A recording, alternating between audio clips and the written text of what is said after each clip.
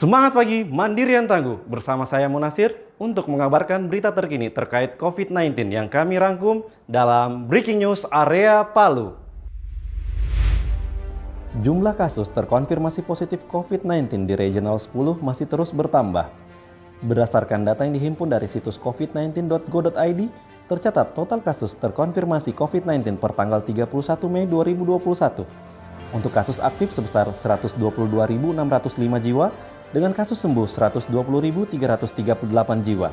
Sementara itu, untuk kasus yang meninggal dunia tercatat 2.609 jiwa. Berikut data terkonfirmasi COVID-19 masing-masing wilayah di Regional 10. Sulawesi Selatan, kasus aktif sebesar 62.168 jiwa dengan kasus sembuh 60.820 jiwa.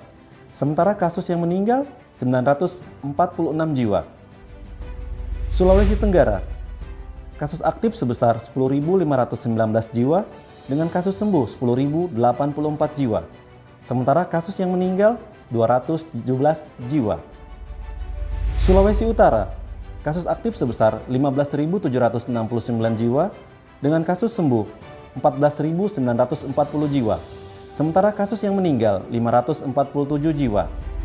Sulawesi Tengah, kasus aktif sebesar 12.893 jiwa dengan kasus sembuh 12.257 jiwa.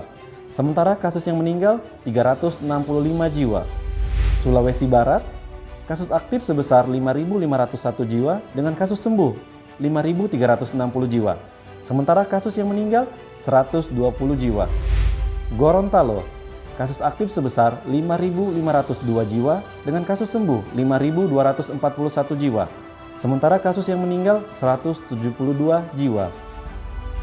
Maluku, kasus aktif sebesar 7.741 jiwa dengan kasus sembuh 7.364 jiwa. Sementara kasus yang meninggal 121 jiwa.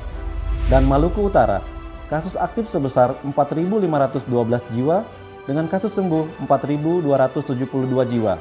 Sementara kasus yang meninggal 121 jiwa. Demikian report yang kami sampaikan. Demikian breaking news pada hari ini. Ingat selalu untuk menerapkan protokol mandiri cuma satu.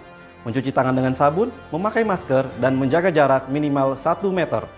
Saya Munasir dan kru yang bertugas pamit undur diri. Terima kasih dan sampai jumpa.